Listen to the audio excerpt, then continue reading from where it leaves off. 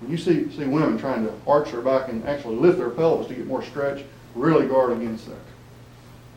They're in there just for the stretch, and I don't know why it is, but a lot of women associate their femininity with being able to stretch the heck out of their joints and hurt them. And yes, women are more flexible than men. But making a woman twice as flexible does not necessarily make her twice as feminine. In fact, it tears her joints up. And as she ages, it's not going to be in her interest. She needs strength around those joints, not more flexibility in most cases. Good.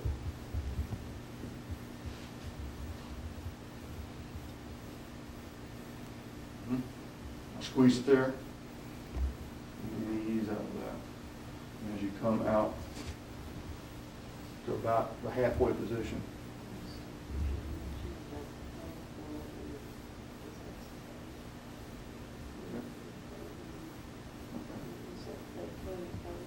Have you had your hands like this or interlaced? Okay, good. Okay, now lift your legs out of there. Put one and then the other right down in the middle, and then I can let it go out a little further, and you just walk away.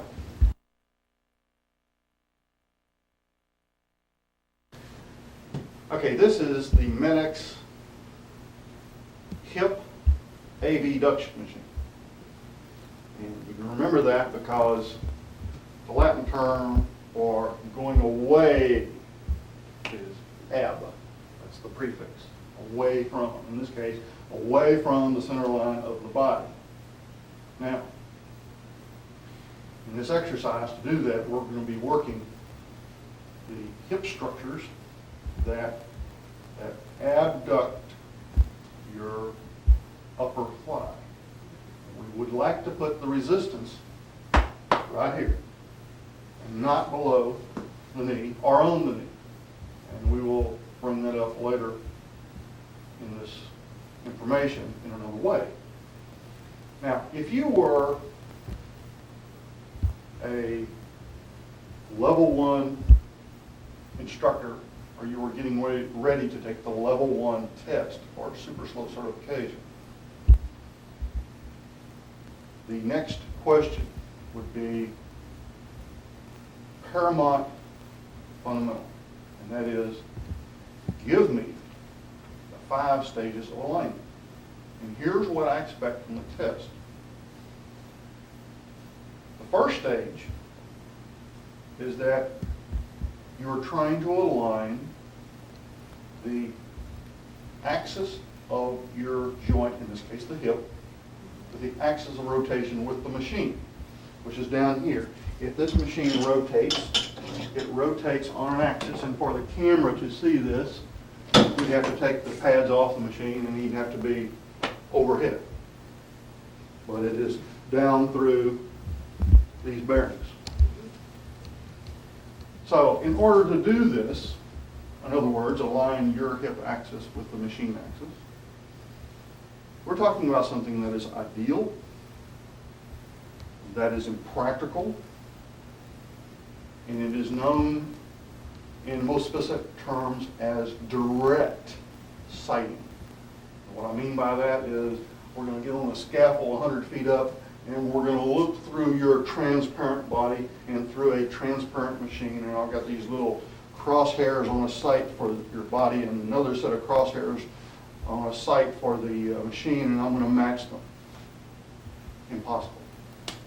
Can't do that. So that's the second stage, is to admit this is impossible. So we try for the ideal, and that's what I explained.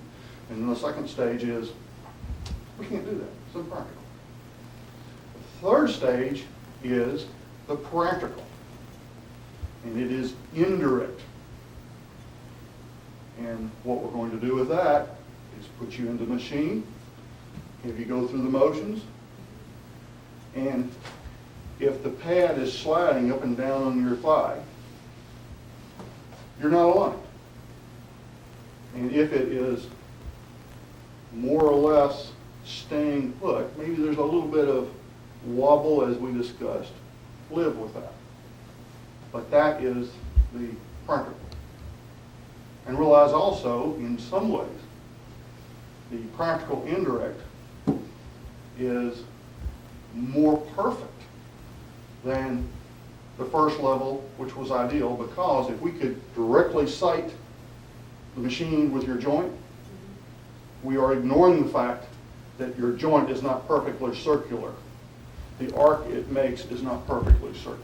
It changes all the time. It is known as being ovoid.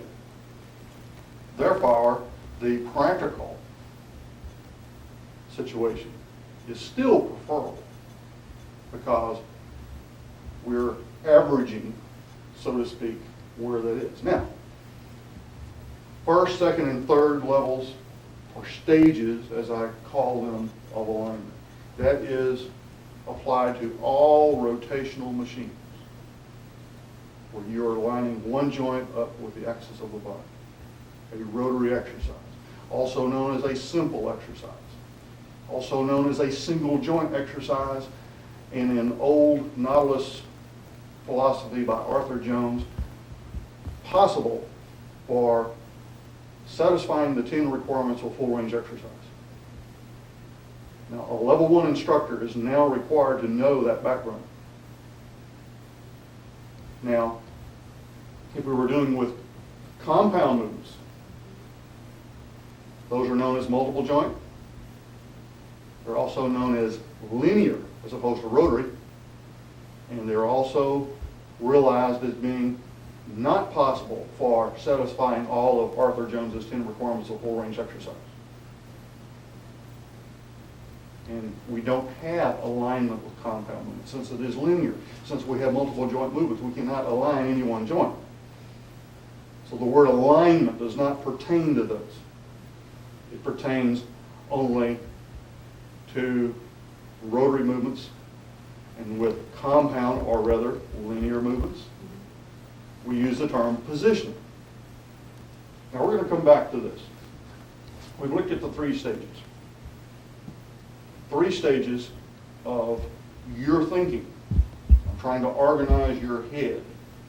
When someone takes the level 1 certification, they're going to be grilled on this. I want them to organize this in these stages.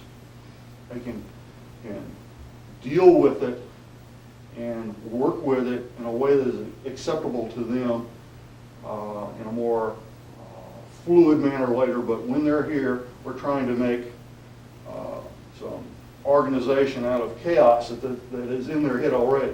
We want to structure this. So we've got the ideal and practical. Then we've got the admission that we can't do it. And then we've got, as I said before, the practical indirect. That's for all rotary exercises. Now, in this machine, we might consider a 4th and 5th level, or 4th and 5th stage of alignment. That is, realize that in this exercise, you're going to move very, very slightly. Less than 90 degrees. In many cases, less than 45. 45 is about average. Now, it looks like you're moving more because you have both legs rotating away from each other. But realize if they create an angle of 90, each of them only moved half of that. And alignment is not really that critical. Now, the converse of that statement is that if you do see sliding of the pads on the thighs as you rotate, you're off a heck of a lot. And the 5th stage is to admit that there is something more important in this exercise than alignment, and that is the rule that you must never place the pads on or below the knee. For instance, if I put a small child in this and I had him perfectly aligned, but the pad was down here below his knees, forego the alignment. Space him out so that the pad